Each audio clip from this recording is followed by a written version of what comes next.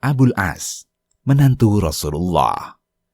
Abul As bin Ar-Rabi' Al-Qurasyi adalah menantu Rasulullah Sallallahu Alaihi Wasallam. Ia suami dari putri Rasulullah Sallallahu Alaihi Wasallam. Banyak kisah yang menceritakan tentang keistimewaannya, sampai akhirnya ia wafat di masa pemerintahan Abu Bakar di bulan Dzulhijjah tahun 12 Hijriah. Nasab dan kabilahnya. Pemuda Quraisy ini nasabnya mulia.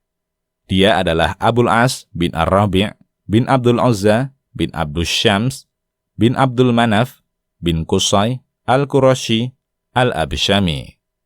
Ia adalah suami dari putri sulung Rasulullah Zainab radhiyallahu anha, Al-Isti'ab ibnu Abdil Bar.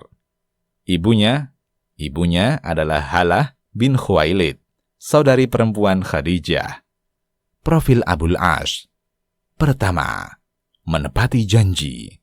Rasulullah Sallallahu Alaihi Wasallam pernah memujinya. Dia berbicara padaku dan ucapannya jujur. Dia berjanji kepadaku dan ia tepati janjinya. Kedua, amanah. Abul As juga adalah seorang yang dikenal amanah. Ia termasuk laki-laki Quraisy yang diperhitungkan dalam kekayaan, amanah, dan kepandaian berdagang. Tarikhul Islam Adz-Dzahabi. Memeluk Islam. Menantu Rasulullah Sallallahu Alaihi Wasallam ini masih berada di atas agama nenek moyangnya hingga mendekati penaklukan kota Makkah. Suatu hari, pada bulan Jumadil Ula, tahun 6 Hijriah, Abul As bersafar dagang menuju Syam. Ia membawa harta orang-orang Quraisy dan barang dagangan mereka. Saat ia selesai berdagang dan menemui kafilahnya, pasukan Rasulullah menemuinya. Ada juga yang mengatakan bahwa Rasulullah sendiri yang mengarahkan pasukan itu menuju kafilah dagang yang ada Abul As di dalamnya. Pasukan itu terdiri dari 700 orang penunggang kuda atau onta. Mereka dipimpin oleh Zaid bin Harithah radhiyallahu anhu. Pasukan ini berhasil mengambil harta yang dibawa di atas hewan dan menawan sejumlah orang. Namun Abul As berhasil melarikan diri. Saat pasukan itu tiba di kota Madinah dengan bawaan mereka, Abul As menemui mereka di malam harinya dalam rangka meminta hartanya. Ia menemui Zainab putri Rasulullah dan meminta perlindungan padanya. Ia pun memberinya perlindungan. Pagi harinya, Rasulullah Sallallahu Alaihi Wasallam keluar dari rumah untuk sholat subuh. Beliau terkejut dan bertakbir.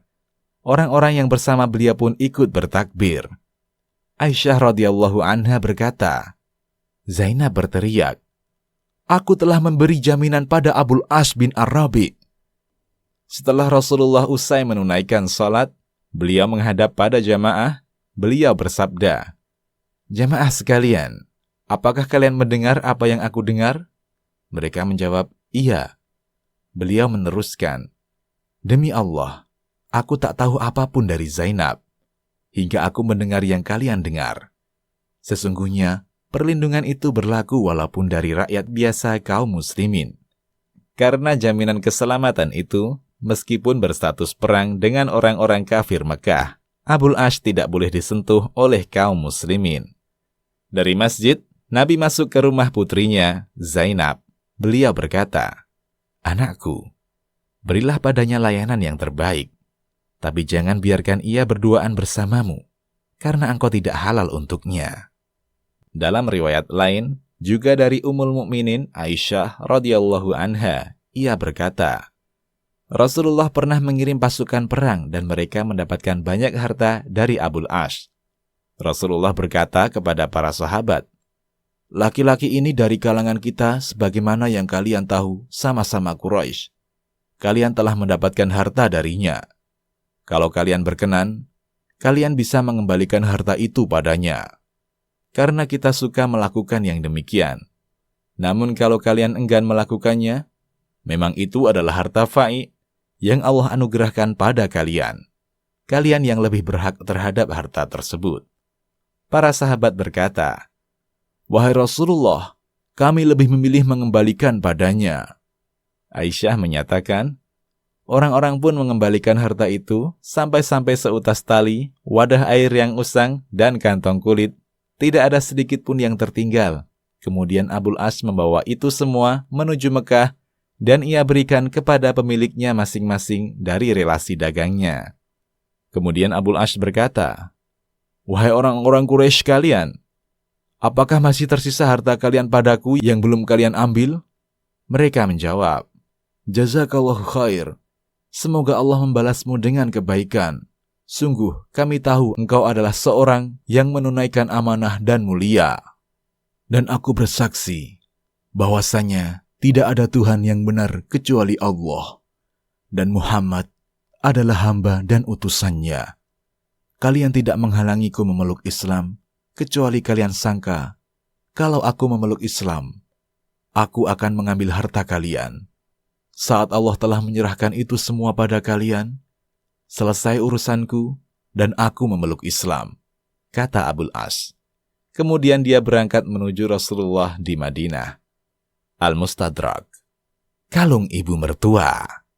Ummul Mukminin Aisyah radhiyallahu anha berkata, saat orang-orang Mekah mengutus seseorang untuk menebus tawanan mereka di Perang Badar, Zainab binti Rasulullah yang saat itu masih tinggal di Mekah mengirim tebusan untuk suaminya Abul As. Ia mengirimkan kalung yang merupakan pemberian ibunya, Khadijah. Ibunya menghadiahkan kalung itu saat ia mulai berumah tangga dengan Abul As. Melihat kalung itu, Rasulullah begitu terenyuh pada putrinya itu. Beliau berkata pada para sahabat, "Kalau kalian berpandangan membebaskan tawanannya dan mengembalikan hartanya, lakukanlah." Para sahabat menjawab, "Tentu Rasulullah." Mereka pun membebaskan Abul As dan mengembalikan harta tebusannya. Rasulullah berkata pada Abul As agar merelakan Zainab untuk tinggal bersamanya di Madinah. Walaupun ucapan ini tersirat dari Rasulullah, tapi Abul As paham Nabi menginginkan hal itu. Lalu Nabi berpesan pada Zaid bin Harithah dan seorang Ansar, "Tunggu di daerah Batni Najih sampai Zainab menemui kalian berdua, lalu temanilah dia."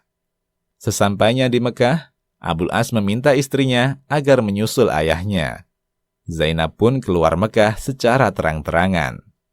Majmu' Zawaid Al-Haythami. Wafatnya. Ibrahim bin Al-Munzir mengatakan, Abul As bin Ar-Rabi' wafat di masa kekhalifahan Abu Bakar As-Siddiq radhiyallahu anhu, tepatnya di bulan Dzulhijjah tahun 12 Hijriah. Al-Isabah Ibnu Hajar. Demikian, Allahu a'lam.